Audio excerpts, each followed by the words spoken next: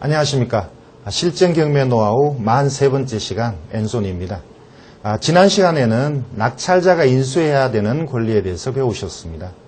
오늘 이 시간에는 인수해야 하는 권리 중에 지상권과 선순위 전세권에 대해서 말씀드리겠습니다. 인수하는 지상권이나 전세권이 있는 물건일 경우 경쟁률이 낮거나 유찰되는 경우가 많기 때문에 정확하게 분석하고 입찰해야겠습니다. 그럼 본격적인 강의를 하겠습니다. 자, 오늘은 말소되지 않는 권리 중에서 지상권과 전세권에 대해서 배우실 텐데요. 지상권의 의미, 지상권은 어떤 권리인가, 그리고 낙찰자가 인수하는 지상권은 어떤 건가, 이렇게 배우실 거고요. 선순위 전세권은 배당 요구하면 낙찰자가 인수하지 않고 전세권자가 배당 요구하면 그건 인수하지 않고 배당 요구를 하지 않으면 인수라는 것을 오늘 배우실 겁니다. 자, 오늘은 지상권에 대해서 말씀드리겠습니다. 지상권은 타인의 토지를 이용하는 권리입니다. 자, 타인의 토지를 이것을 지상권을 설정하고, 그러니까 일종의 빌리는 거죠. 임대와 비슷합니다. 빌려서 자기의 건물이나 공작물이나 이 수목을 소유하기 위한 거죠. 그래서 타인의 토지를 이용하는 권리가 지상권인데, 이 지상권이 말소 기준 권리보다 선순위일 때 이 지상권은 지워지지 않습니다. 인수하는 거죠. 자, 지상권을 인수한다는 것은 그 앞 시간에 말씀드렸던 가처분이나 가등기처럼 위험하고 또는 소유권을 잃고, 자, 이런 쪽이 아니고, 지상권을 인수한다는 것은 이 토지를 지상권이 존속하는 기간까지 토지 소유자가 사용을 못한다는 거죠. 그냥 지상권을 설정한 사람이, 지상권자가 이 토지를 이용하는 것을 그냥 참고 기다려줘야 되는 그런 쪽입니다. 그래서 위험한 그런 물건은 아닙니다. 자, 지상권은 두 가지로 나눌 수가 있는데, 지금 말씀드린 타인의 토지를 이용해서 건물이나 수목을 소유한 것이 이게 본래 의미의 지상권입니다.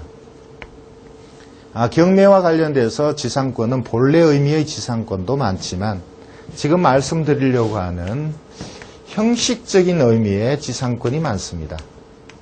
자, 이 형식적인 의미의 지상권은 담보물건을 보호하기 위한 겁니다. 자, 어떤 거냐 하면, 자, 예를 들어서, 자, 토지를 담보로 해서, 자, 이것이 토지인데요. 토지를 담보로 해서 대출을 해주는데, 그 지상에 지금 나대지입니다. 아무것도 없는 상태입니다. 자, 토지를 담보로 저당권을 설정하고 대출을 해준 이후에 이 지상물에 만약에 건물이 들어와 버리면, 자, 이 건물은 경매 대상이 안 될 수가 있기 때문에, 만약에 채권이 회수가 되지 않아서 경매를 신청하면 토지만 경매 대상일 때는 채권 회수가 어렵다는 거죠. 그래서 이 건물이 들어오지 못하게, 또는 이 건물이 아무런 권리가 없게 토지의 저당권을 설정할 때 그 아래쪽에 지상권도 같이 설정하는 거죠. 자, 순서는 저당권이 먼저, 지상권이 그 다음, 같은 날 이렇게 설정합니다. 그래서 이때 지상권은 타인의 토지를 이용하기 위한 권리가 아니고 앞에 있는 이 저당권을 보호하기 위한 거죠. 자, 저당권이 채권 회수가 되지 않아서 경매를 신청하면 저당권이 지워지니까 그 지상권도 지워지는 것이 정상입니다. 그런데 가끔, 자, 이렇게 저당권을 설정하고 지상권을 설정했는데, 자, 이 저당권을 설정하고 돈을 빌린 토지 소유자가, 자, 이것을 지우고 새로운 저당권을 설정하고 또 추가적으로 대출을 받을 때가 있습니다. 그러면 이때 저당권을 보호하기 위한 지상권을 또 설정해야 되는데, 그 위에 있는 이 지상권을 그대로 이용해도 되는 거니까 이렇게 묶을 때가 있습니다. 자, 앞에 저당권이 있을 때는 지상권이 후순위였는데, 자, 이 앞에 걸 지우고 요렇게 묶을 때는 이 지상권이 선순위가 되죠. 그래서 말소 기준보다 앞서일 때 이것이 인수가 될 때가 있다는 거죠. 자, 그러나 본래 의미의 지상권처럼 토지를 이용하기 위한 권리가 아니고 이것은 형식적으로 설정해 놓은 지상권이기 때문에 이 저당권자가 채권만 제대로 회수된다면 굳이 이 지상권을 계속 존속시킬 이유가 없다고 봅니다. 그래서 이런 경우는 저당권자가 지상권을 말소를 많이 해줍니다. 자, 이런 지상권에 대한 내용으로 실제 사례를 같이 보시겠습니다. 자, 사례를 보시겠습니다. 강원도 양양에 임야가 경매로 나왔습니다. 자, 임야 42,900여 평방미터고요. 2006년 1억여 원에 감정되었고요. 2006년 6월에 4천여만 원에 낙찰이 되었습니다. 자, 그림을 보시면 자, 여기 임야가 경매 대상이고, 자, 그림에서 노란 선은 도로입니다. 도로를 접하는 임야. 자, 그 아래쪽에 보면 일부는 관리지역이고 일부는 농림지역이라는 기록이 나옵니다. 자, 오늘 저와 배우시는 것이 이 지상권에 대한 건데요. 자, 토지 등기부상 가장 위쪽에 지상권이 나옵니다. 토지의 전부에 대해서 1977년부터 모 임업사가 지상권을 설정했습니다. 자, 제가 볼 때는 임업사가 수목을 가꾸기 위해서 지상권을 설정했지 않을까. 그리고 지상권의 존속기간을 1977년부터 2007년까지로 되어 있습니다. 자, 그 아래쪽에 보면 이제 건저당이 있고요. 자, 이 건저당이 말소 기준 되니까 그 아래쪽에 모든 기록은 낙찰로 지워지죠. 지상권은 지워지지 않습니다. 자, 그런데 이것이 2006년도에 낙찰이 되었습니다. 자, 그렇다면 이 지상권은 2007년까지 존속기간이니까 낙찰자는 조금만 참으면 지상권은 만료되죠. 자, 그런데 여기서 하나 여러분들이 알으셔야 될 게 지상권이나 법정지상권이나 그 기간이 만료되면 지상권자는 토지 소유자에게 기간의 연장, 재계약을 요구할 수 있고요.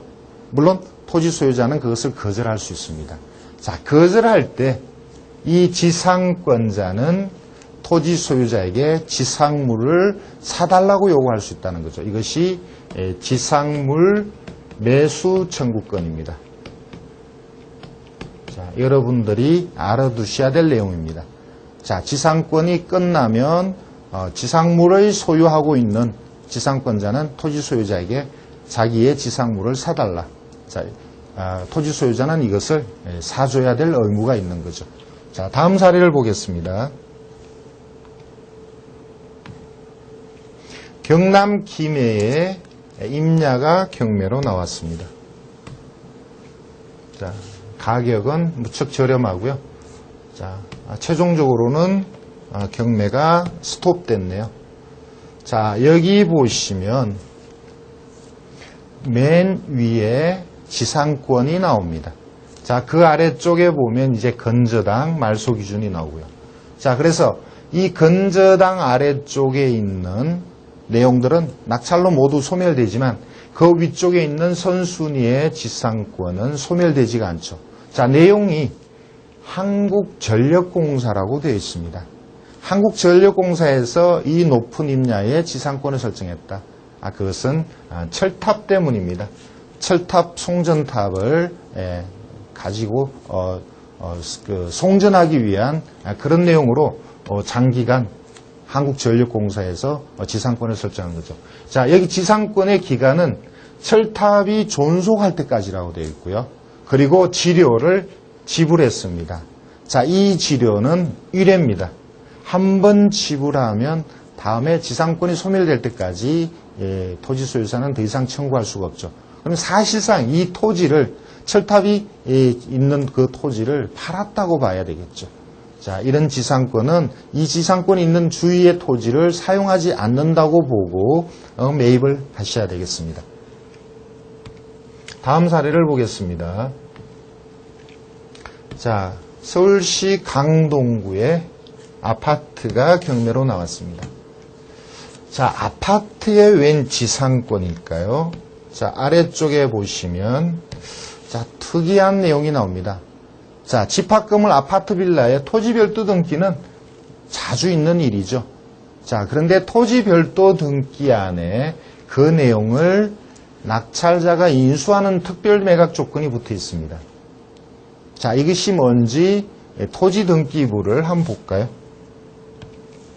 자, 토지 등기부를 보겠습니다. 아파트의 토지 등기부입니다. 자, 보시면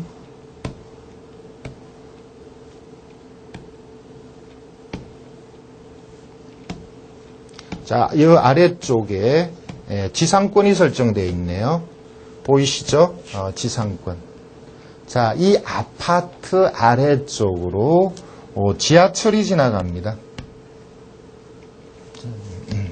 자, 그런 내용이 나오죠. 자, 그러니까 아파트 아주 아래쪽으로 지하철이 지나가고 지하철도를 보호하기 위해서 땅 밑으로 지상권을 설정해 놓은 거죠. 당연히 이것은 낙찰자가 인수하는 권리가 되겠습니다. 자, 이것을 알고 아파트를 낙찰받으면 뭐 특별한 문제는 없겠죠. 자, 좀 특이한 지상권에 대한 것이었습니다. 자, 그리고 다음 사건을 볼까요? 자, 2003년도에 화성시 땅이 임야가 경매가 진행되고 있었습니다. 자, 등기부의 기록을 보면 선순위 지상권에 대한 기록이 남죠. 자, 이 지상권이 왜 설정되어 있는지는 제가 잘 모르겠습니다만, 자, 어쨌든 이 지상권을 소멸시키려면 지상권자인 송산농협과 미리 협의를 거쳐야 되겠죠. 지상권이 원칙적으로 소멸되지 않고 만약에 소멸이 된다면 그것은 오직 지상권자의 의사에 달려 있습니다. 자, 다음 사례를 볼까요? 자, 양평군의 대지가 경매로 나왔습니다. 자, 등기부를 보실까요? 자, 역시 지상권이 설정되어 있습니다. 조금 올려서 보겠습니다. 자, 선순위의 지상권이죠. 자, 이 지상권은 그 아래쪽에 있는 저당권자와 동일한 사람입니다. 자, 우리은행에서 지상권도 설정하고 저당권도 설정했죠. 원칙적으로 말소 기준보다 앞서 있으니까 지상권은 소멸되지 않습니다만, 자, 우리은행 입장에서는 지상권을 존속시켜줘야 될 이유가 없으니까, 자, 낙찰 받으려면 이 우리은행과 통화를 해서 낙찰 후에 지워질 건가를 물어만 보면 되겠습니다. 아마도 은행에서는 그것을 지워주지 않을까 그렇게 생각을 합니다. 자, 그러면 자, 마지막 사건입니다. 파주의 농지가 경매로 나왔습니다. 자, 1억 5,200짜리가 자, 2억 1천 아주 높게 낙찰되었네요. 토지가 장래 가치가 있나 봅니다. 자, 여기에 역시 토지 등기부에 선순위의 지상권이 있습니다. 말소 기준 권리는 그보다 뒤에 있는 근저당이죠. 그래서 말소 기준 권리를 보면 지상권은 자, 인수가 되는 것이 원칙입니다. 그런데 법원의 기록을 보면 근저당권자인 경매 신청한 근저당권자인 안국상호에서 역시 지상권도 그쪽의 권리입니다만, 자, 이것을 낙찰 후에 지워주겠다는 법원에 동의서를 제출했다고 합니다. 그게 맞겠죠. 만약에 지상권을 지워주지 않으면 정상적으로 낙찰되지 않으니까 저당권자가 채권 회수를 하는데 좀 곤란을 겪을 겁니다. 당연히 지워준다고 미리 이렇게 법원을 통해서 공지하는 것이 채권 회수하는 데 도움이 될 걸로 봅니다. 자, 지상권을 앞에 말씀드렸었는데요.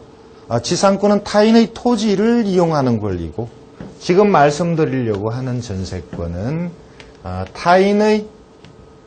타인의 건물을 이용하는 권리입니다. 타인의 건물을 전세권을 설정하고 전세권 설정한 기간 동안 이용하는 거죠. 자, 타인의 건물을 이용하는 이 전세권이 만약에 가장 선순위에 있다면, 선순위의 전세권이라면 이것을 두 가지로 나눕니다. 간단합니다. 선순위에, 그러니까 말소기준 권리보다 앞서는 이 전세권이 전세권자가 배당 요구를 했다면 이것은 전세권은 무조건 소멸이죠. 말소됩니다. 배당 요구하고 전세권자가 그 배당금을, 전세보증금을 다 받든지 일부만 받든지 배당 요구하면 소멸입니다. 자, 선순위의 전세권자가 배당 요구를 하지 않았다면 이것은 낙찰자가 그대로 인수해야 되겠죠. 그리고 전세 기간이 만료되고 전세권자가 나갈 때 그 보증금을 낙찰자가 전액 환불해야 됩니다. 자, 전세권은 이렇게 간단합니다. 자, 민사집행법에 규정되어 있는 내용을 종전에 한번 읽어드린 적이 있습니다만 역시 한 번 더 읽어드리겠습니다. 민사집행법 91조에 전세권에 대한 내용이 나옵니다. 지상권, 지역권, 전세권 및 등기된 임차권은 저당권 등에 대항할 수 없는 것은 매각으로 소멸하고 대항할 수 있는 것은 매수인이 인수하되 대항할 수 있다는 것은 선순위를 얘기하죠. 다만 전세권은 저당권 등에 대항할 수 있더라도 배당 요구 종기까지 이 배당 요구하면 매각으로 소멸된다. 이것이 민사집행법 91조입니다. 그래서 전세권은 간단합니다. 실제 전세권이 예를 들어서 2004년부터 2009년까지 5년간 전세권을 설정했는데 이것이 경매가 나와서 2008년도에 진행하고 있다. 그래서 전세권의 존속기간이 아직 남아있다 하더라도 그 전세권자가 나는 돈 받고 나가겠다고 배당 요구하면 이 전세권의 존속기간이 남아있는데도 불구하고 전세권은 소멸된다는 거죠. 자, 그렇게 간단합니다. 자, 그런데 문제는 뭐냐 하면 주택이나 건물의 이 전세권자가 전입도 한다는 거죠. 단순히 전세권만 설정했다라면 배당 요구했느냐 안 했느냐에 따라서 간단히 판단이 되는데, 자, 전세권자가 전입했는데 그 전입 날짜가 만약에 대항력이 있는 날짜라면, 자, 여기서 대항력이라는 것은 말소기준 권리보다 먼저 전입한 전세권자 임차인이죠. 자, 이런 경우에 만약에 전세권자가 배당 요구했다면 전세권 자체는 소멸이지만 임차인으로서 전입해서 대항력은 계속 낙찰자에게 주장할 수 있다는 겁니다. 자, 이렇게 말씀드리면 조금 이해가 안 가실지 모르니까 이따 사례를 들어서 다시 말씀을 드리겠습니다만, 보통은 전세권자가 임차인으로서 전입도 같이 하고 전세권자가 배당 요구하면 전세권 자체는 무조건 소멸. 그러나 전세권은 이것은 민법과 민사집행법 말씀드렸던 여기에 규정을 받는 거고, 자, 임차인으로서의 전입은 이것은 주택임대차 보호법의 적용을 받습니다. 그래서 그 적용하는 법이 서로 다릅니다. 그래서 전세권은 소멸되더라도 임차인의 대항력은 계속 주장할 수 있다는 것. 이 내용만 전세권에 있어서 여러분들이 기억해 두시면 되겠습니다. 자, 그리고 또 하나, 아파트나 빌라처럼, 자, 이런 것을 우리가 집합건물이라고 했죠. 집합건물의 전세권자는 보통은 이 아파트나 빌라 전부를 그 등기된 호수 전체를 전세권을 설정하는 거죠. 자, 그리고 이 전세권자가 전세기간이 만료돼서 집주인을 상대로 보증금을 청구했는데, 자, 그 보증금을 주지 않으면, 자, 이 아파트, 빌라, 집합건물의 전세권자는 바로 임의경매를 신청할 수가 있습니다. 그런데 아파트, 빌라가 아니고 예를 들어서 다가구 주택에, 자, 이것이 한 동 전체가 다가구 주택입니다. 이 다가구 주택의 일부에 대한 전세권자가 자, 전세 존속 기간이 만료됐는데 집주인을 상대로 보증금을 돌려달라고 청구할 때는 반드시 소송을 거쳐야 됩니다. 집합건물처럼 바로 경매를 신청할 수 있는 게 아니고 전세금을 돌려달라는 전세금 반환 청구 소송을 거쳐서 성소하면 그때 경매를 신청하는 거니까 이것은 강제 경매가 되죠. 정리를 하면 아파트 빌라처럼 집합건물 전체에 대한 전세권자는 임의 경매, 단독주택처럼 전체가 아닌 건물의 일부에 대한 전세권자는 소송을 거쳐서 강제 경매를 해야 된다는 것. 자, 이것이 다른 점입니다. 그리고 지금까지 말씀드린 것은 전부 선순위 전세권에 대한 얘기였는데요. 만약에 후순위의 전세권은 그러면 어떤 권리를 갖고 있느냐?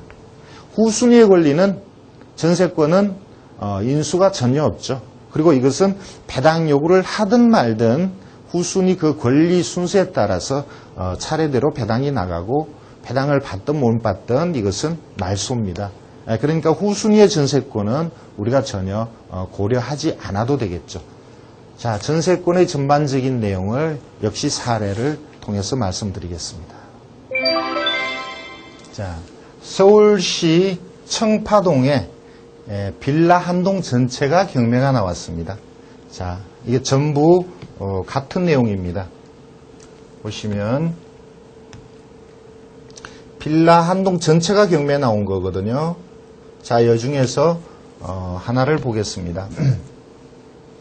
자, 1번부터 9번까지 빌라가 있는데요. 9개가 모두 경매 대상입니다. 자, 그 중에서 6번을 보겠습니다. 모든 그 호수마다 전세권자가 전입하여 있고 전세권이 설정되어 있습니다. 자, 6번을 볼까요? 자, 6번이 자, 보시면 임차인 이씨가 전입해 있다는 기록이 있습니다. 2002년 9월 18일 전입, 9월 19일 확정. 자, 그리고 배당 요구를 했고요. 그 보증금이 8,500입니다. 자, 아래쪽에 보면 등기부에 소유권 보존하고 난 다음 바로 전세권이 설정되어 있는데 주거용 건물 전부에 대해서 임차인 이씨가 전세권을 설정한 거죠. 자, 집합건물 전부에 대한 전세권은 말소 기준 권리가 된다고 말씀드렸습니다. 그 전세권자가 배당 요구했거나 경매를 신청했을 때. 자, 그러면 이 전세권이 말소 기준 권리인데 전세권자가 배당 요구했으니까 낙찰되면 전세권은 무조건 소멸이죠. 그 보증금 8,500을 다 받든 못 받든 전세권은 소멸입니다. 자, 그런데 이 전세권자가 전입도 한 거죠. 전세권은 낙찰로 소멸이지만 만약에 그 보증금을 못 받은 부분이 있다면 전입했기 때문에 임차인의 대항력으로서 나머지를 낙찰자에게 달라고 할 수 있다는 겁니다. 결론적으로 이 전세권자이며 임차인 이씨는 8,500을 어떤 경우든 모두 확보할 수가 있다는 거죠. 자, 다행히 자, 이 빌라가 1억 3,200 아주 높은 금액에 낙찰이 됐습니다. 그래서 당연히 임차인이면서 전세권자인 이씨가 1번으로 모든 것을 배당받았고요. 나머지는 이제 그 아래쪽에 이제 배당을 받게 되었죠. 자, 이것은 깨끗하게 끝나는 그런 빌라가 되겠습니다. 자, 이 6번에 비해서 자, 같은 빌라의 7번 물건을 보실까요? 자, 아래쪽의 내용을 보시겠습니다. 자, 여기도 역시 등기부를 보시면 소유권 보존하고 전세권이 1번으로 설정되어 있습니다. 건물 전부에 대한 전세권. 송 씨가 전세권을 설정했고요. 그리고 이 송 씨가 배당 요구를 했습니다. 전세권이 배당 요구했으니까 이것은 자, 전세권 자체는 소멸이죠. 그런데 전세권을 설정한 송 씨가 전입을 하지 않았습니다. 그 위쪽에 다른 사람은 전입했습니다만 이것은 일단 제외를 하고요. 이 전입 자체가 대항력이 없으니까 전세권자 송 씨가 전입을 하지 않았습니다. 자, 그러면 전세권으로서의 이 선순위이지만 배당 요구했으니까 전세권은 소멸되고, 혹 이 금액 전세보증금 6,500을 다 못 받을 경우에는 그래도 전세권은 소멸되지만, 자, 임차인으로서의 대항력이 있느냐? 전입하지 않았으니까 대항력이 없죠. 그렇다면 이 송 씨는 낙찰받고 배당 받는 걸로서 모든 게 끝나죠. 못 받는 부분이 있더라도 이사를 가야 됩니다. 자, 만약에 여러분이 이 전세권자 송 씨 입장이라면 이 빌라가 6,500 이상의 낙찰될 가능성이 없다면 배당 요구를 하지 않았어야 됩니다. 배당 요구하지 않으면 전세권이 전액 인수가 되니까요. 근데 6,500 이상이 낙찰된다면 배당 요구하고 돈을 받아가는 것이 물론 낫겠죠. 자, 실제 얼마에 낙찰됐을까요? 다행히 7,600만 원에 낙찰되었고, 자, 임차인이면서 전세권자는 6,500 전액을 받고 나갑니다. 자, 여기서 이상하게 생각할 부분이 있습니다. 자, 전입은 하지 않았는데 어떻게 확정을 받았느냐? 옛날에 전입을 해서 확정을 받고 살다가 전세권이 설정되었으니까 이것을 전출을 해버렸던 거죠. 그렇게 추정하시면 되겠습니다. 자, 그러면 다음 사건을 볼까요? 자, 6번, 7번을 보셨는데 8번을 보겠습니다. 자, 8번도 같은 빌라의 다른 호수인데요. 여기는 김 씨가 전입해 있습니다. 전입하고 확정을 받았는데 배당 요구를 하지 않았습니다. 그리고 1순위에 전세권이 설정되어 있습니다. 자, 여기서 전세권은 배당 요구하지 않았으니까 말소기준 권리는 건저당이 되죠. 전세권은 배당 요구하지 않았으니까 인수죠. 자, 이 빌라가 얼마에 낙찰되든지 간에 전세권자는 배당을 못 받습니다. 그리고 그 존속기간까지 살 수가 있고, 나갈 때 낙찰자는 전세금을 부담을 해야 되죠. 자, 얼마에 낙찰되었을까요? 자, 여기에 낙찰자는 6,100만 원에 이 빌라를 낙찰받고, 나갈 때 이 아래쪽에 있는 보증금 6,500을 별도로 부담해야 됩니다. 제가 볼 때는 6,500, 1억 2,600에 샀는데요. 잘못 산 것 같습니다. 자, 전세권은 지금 말씀드렸던 이 세 개의 세 사례가 조금씩 내용이 다릅니다. 전세권이 배당 요구했느냐 안 했느냐, 전세권자가 전입했느냐 안 했느냐, 요 세 개의 사례만 여러분들이 이해를 하신다면 전세권은 큰 문제 없이 다 이해를 하시는 게 되겠습니다. 자, 다음 사건을 볼까요? 자, 경상북도 구미에 빌라가 경매가 나왔습니다. 자, 아래쪽을 보겠습니다. 자, 여기에 서 씨가 전입해 있는데, 서 씨는 전세권자가 대신 넣어놓은 전전세로 보입니다. 자, 여기에 그런 기록이 나옵니다. 전세권자 이정숙 씨로부터 전차하였다라는 기록이 나오고요. 자, 전세권자는 선순위 전세권인데 여기 살지를 않습니다. 그리고 선순위 전세권자가 경매를 신청했죠. 자, 전세권자가 빌라 전부에 대한 전세권이고 경매를 신청했으니까 이것은 말소 기준이 됩니다. 그래서 이것은 낙찰 후에 소멸이 되죠. 자, 전세권 자체가 말소 기준이면 그 뒤에 있는 가등기나 가압류는 전부 소멸됩니다. 자, 이것은 낙찰받고 낙찰자가 더 이상의 아무런 부담이 없는 그런 사건입니다. 자, 그리고 하나 더 볼까요? 자, 이것이 상가의 전세권입니다. 인천의 큰 지하 상가가 경매로 나왔는데요. 자, 아래쪽을 보면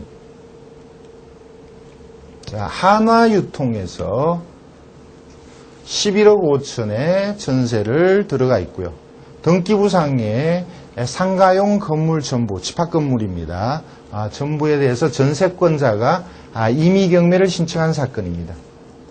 자, 전세권자가 경매를 신청했으니까 당연히 이것은 말소 기준이고 낙찰로 소멸되는데 11억 5천을 전액 배당받지 못한다 하더라도 이것은 당연히 소멸이죠. 그리고 법인은 전입이란 것이 없으니까 대항력이 없습니다. 얼마에 낙찰되었든 간에 이 내용에 여기 있는 모든 권리는 깨끗이 지워지는 거죠. 자, 이상 전세권에 대해서 말씀드렸습니다. 자, 만약에 여러분들이 토지를 낙찰받고 지상권을 만약에 인수한다면 그 지상권을 인수한다는 의미는 토지를 여러분들이 이용 못한다는 거죠. 금전적인 부담은 아닙니다. 자, 그런데 전세권은 만약에 배당 요구를 하면 소멸되고 배당 요구하지 않으면 여러분들이 금전적인 부담을 해야 되죠. 전세금을 여러분이 돌려주셔야 됩니다. 자, 전세권자가 배당 요구를 했는데 그렇다면 전세권은 소멸되죠. 그러나 그 전세권자가 만약에 임차인으로서 전입하고 그 전입 날짜가 대항력이 있다면 비록 전세권은 소멸되었지만 임차인의 대항력으로서 여러분에게 부담이 된다는 것을 꼭 기억하셔야 됩니다.